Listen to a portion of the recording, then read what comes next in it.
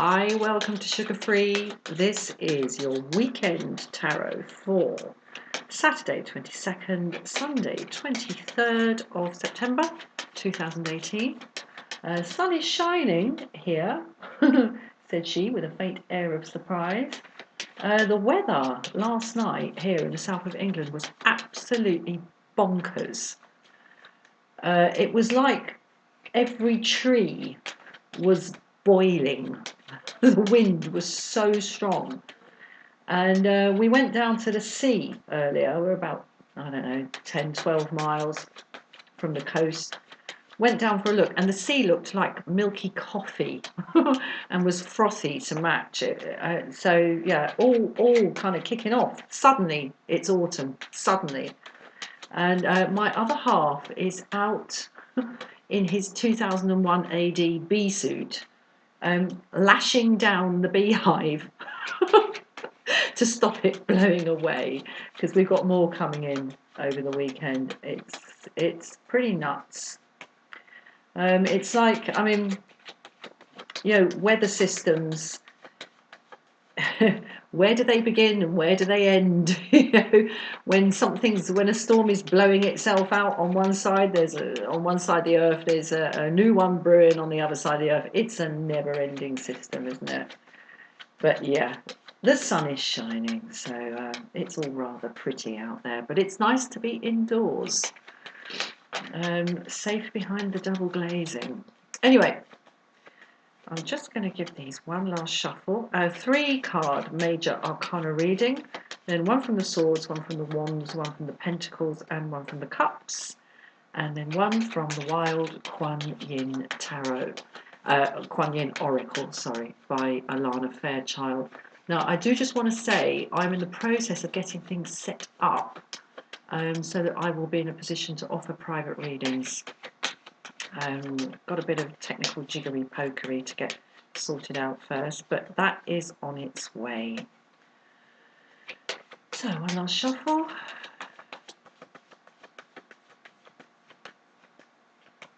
One last cut. Okay. Right, card number 1, the energy as we come in. The moon. Card number 2, the block or drain. Temperance. Card number 3, the key to power, the hermit, all in the upright. Okay.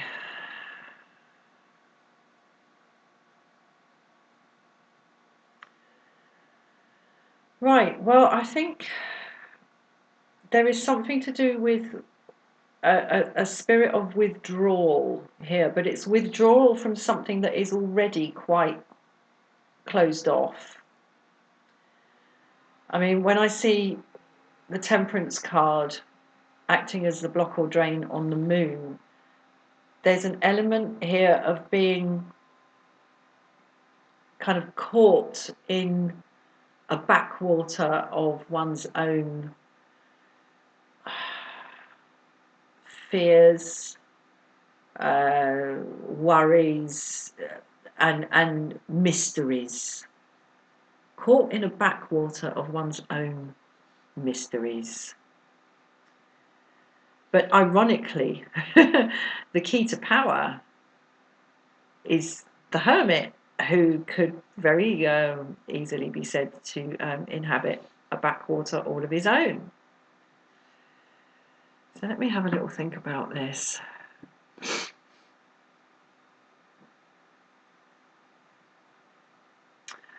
Right, yeah, I think in this combination, the moon here is stuff to do with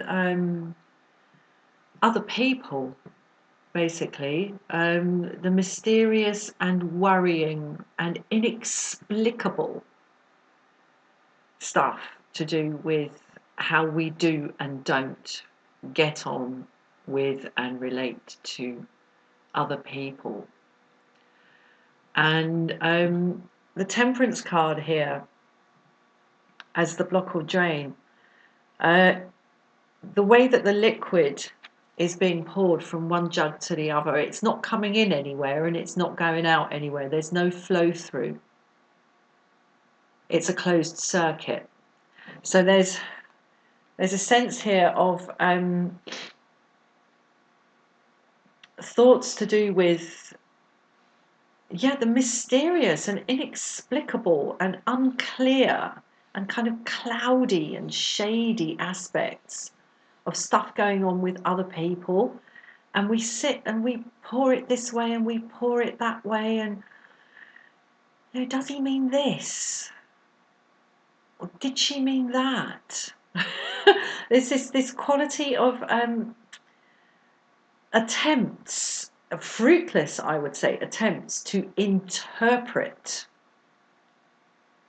what's going on with other people. And the reason I keep saying it's to do with other people is because the key to power is the hermit, who is nothing to do with other people. Oh, there was something else I was going to say here as well. This might be stuff that has been going on for a long time. And I mean, the moon card is very near the end of the tarot cycle. And it's when willy-nilly, no matter how much progress we've made, no matter how far we've got, no matter how close we are to the finishing line on fulfillment of something, whatever it may be, the old, hidden, mysterious stuff, the subconscious, has to rise to the surface and be dealt with. And that for me is represented here, amongst other things in the moon card, by this lobster.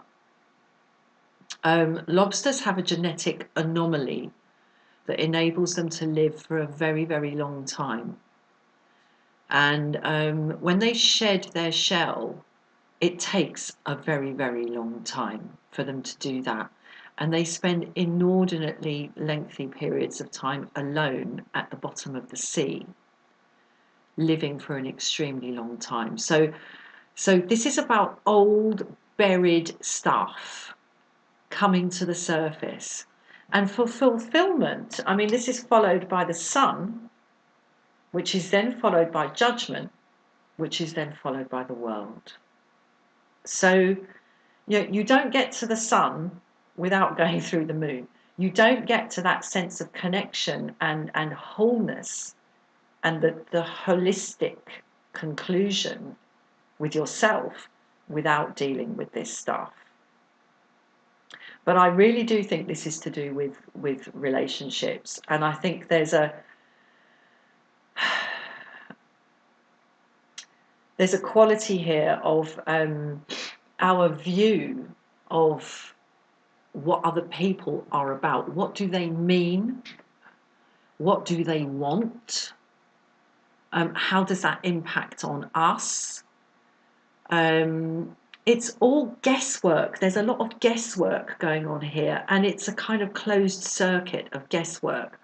It's like going around, well, if he wants this, then he would do that, but if he did that, then it would mean that, and if it meant that, then I have to that, but if I have to that, then that means that he wants this, and if he wants this, then he would do that, and it's just going round and round.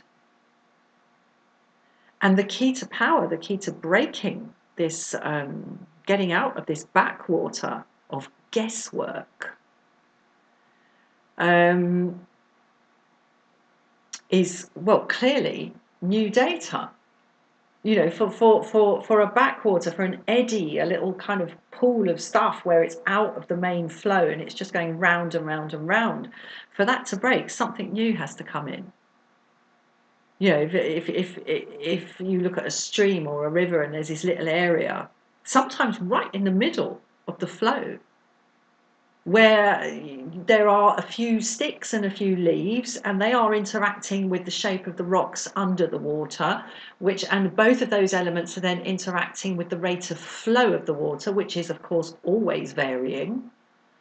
In any body of water, any river, any stream. It's not only is it never the same river twice, but the rate of flow is varying the whole time because it's to do with how much rain has fallen and what's happening in the water table and all the rest of it. But anyway, you get these little units, you get these little areas where it's set up where the flow kind of stops and it's just going round and round and round and round and round and nothing's moving, nothing's shifting. And that's what I'm getting from this. And the only way for that to shift is either something shift on the bed of the river or the stream, or a new element is introduced into the collection of leaves and twigs, or there's a change in flow, the rate of flow. And then whoosh, the thing breaks, the little dam bursts, and whoosh, and the flow is off again. So the key to creating the flow and breaking this little backwater round and round and round thing is to stop thinking about what they mean. Stop thinking about what they want or what you think they might want and what that might mean for them, for you. Stop thinking about all that. You, the hermit. Never mind what they want.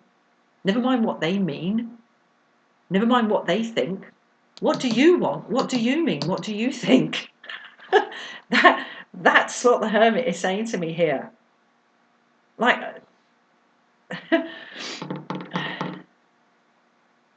yeah, it's not all about them.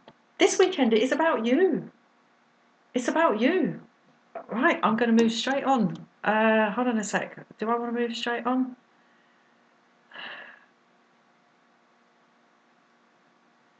Yeah, I would say this, whoever it is or whatever it is that you're wondering about here, and you're going round and round and round and round and coming back to the same place again and again and again. Even if you could work out what the answer is and apply it, I don't think a situation where you having worked out the key to what this person means or what this situation means and applying it is really going to be a permanent win, because it's still all just about one person kind of trying to, in a sense, be the sort of the cure and the key to the mystery of the other person. I mean, frankly, no other person worth their salt is going to be interested in that anyway. I mean, basically, people want people. The most attractive thing to other people, the most attractive thing is someone who thinks for themselves. Now, whether in the long run someone can actually handle someone who can think for themselves is another matter. But it is an incredibly attractive quality. It's confidence, it's charisma.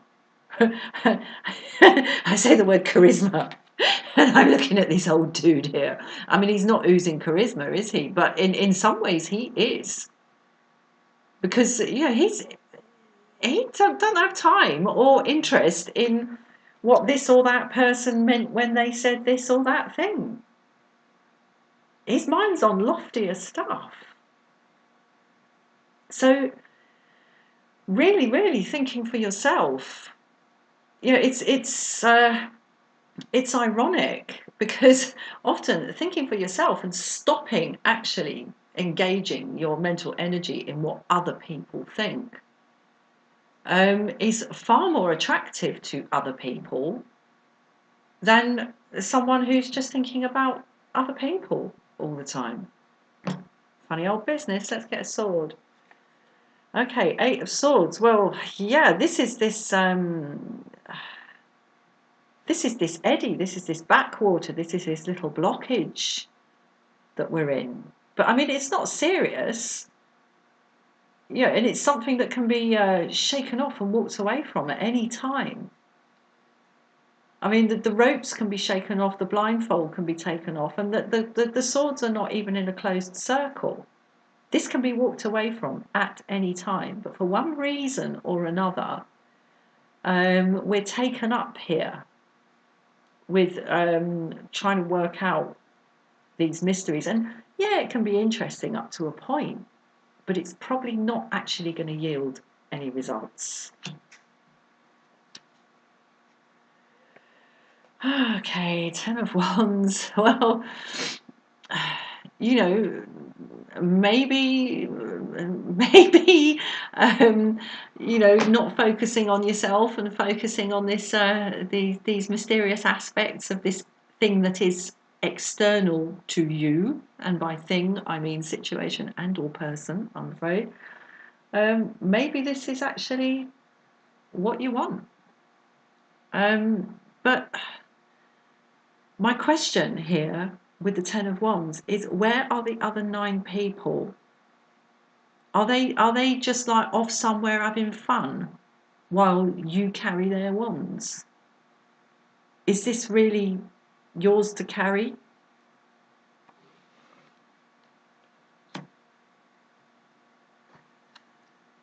Pentacles. Okay, King of Pentacles. Well,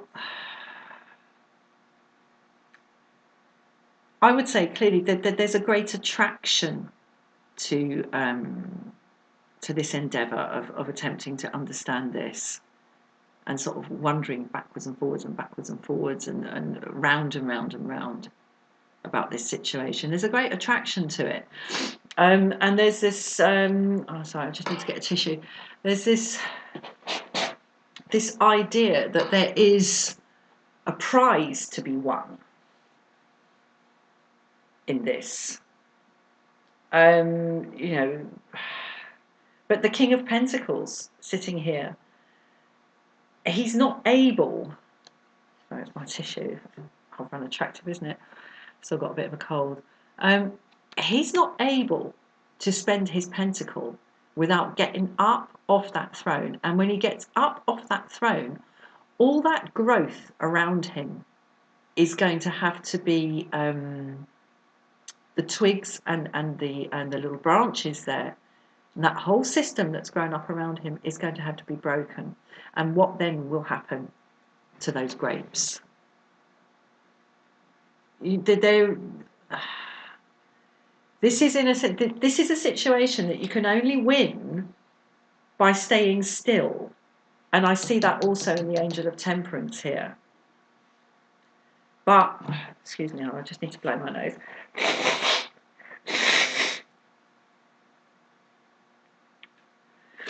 I would say, personally, I would say it's not a prize worth winning.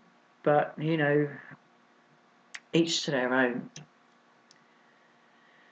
And the Cups, 2 of Cups. Well, let me just lay this down and see how this fits.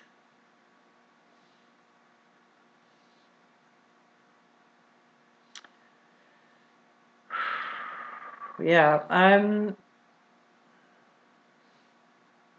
there's clearly a desire for connection, and that's completely understandable. You know, we are not solitary creatures. You know, we're pack animals, and we need to be connected to others. But what I really, I think there's an inner kind of match struggle going on here, frankly, between focus on the relationship, i.e. the other person, and focus on the self. And I would even go so far as to say that this 2 of Cups here can't become apparent, can't manifest without withdrawing your attention from the relationship, from the other person, and pulling your attention back into yourself. Because, you know, if you're not wholly possessing yourself, what do you have to offer? What do you have to offer?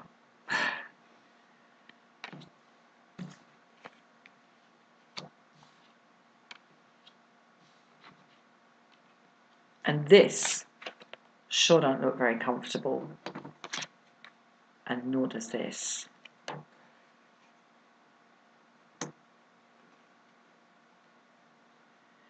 perhaps it's as simple as, don't ring them, and then you'll find out if they're going to ring you. It's the only way to find out if someone wants you, is to give them the space to chase you. It's the only way. Right. And it's not just about other people, but I get the feeling that this is.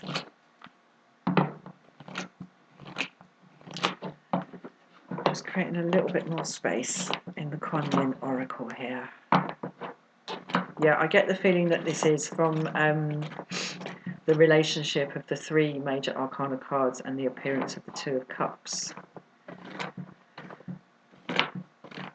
Yeah, and I mean, withdrawing your attention from the couple back onto yourself might look like putting yourself alone, surrounded by these swords here, but I would say that that's an illusion. It's as illusory as the imprisonment represented here. It's illusory.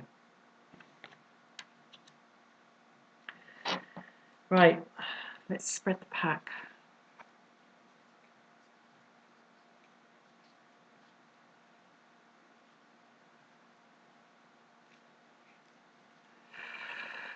Oh, there it is.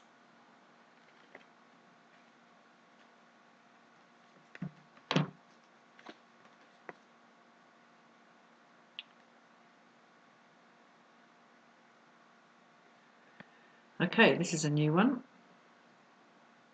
Grandmother Dragonfly holds the wisdom.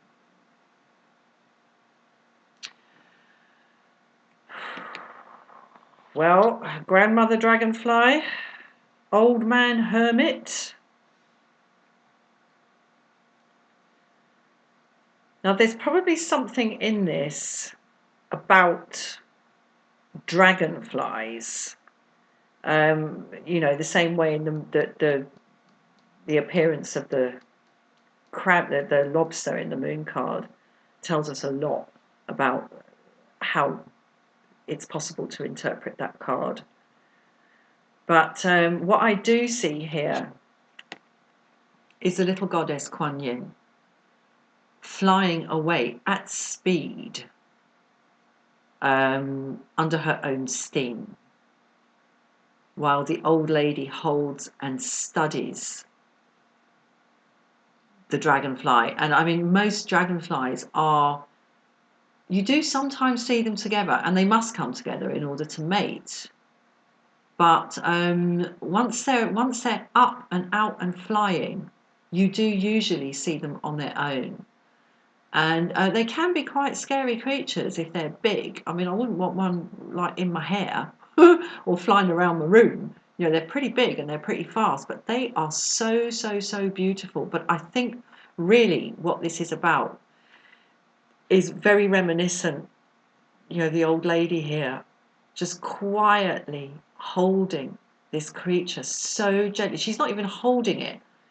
It's simply sitting there in the palm of her hand, because she is so still and so quiet and so contemplative and so capable of focusing in one place. She reminds me very, very much of the hermit here, with his lamp of inner awareness and his stick of self-support. So that's how I'm interpreting that. As always, it's always up to us what we do. But I would repeat, it is only possible to find out if someone wants you by giving them the space to realise that you are not there. Right, I'll end it there. Have a lovely weekend. Please like, please share, please subscribe, and be well wherever you are. And I'll see you again for another reading very soon. Cheers, bye-bye.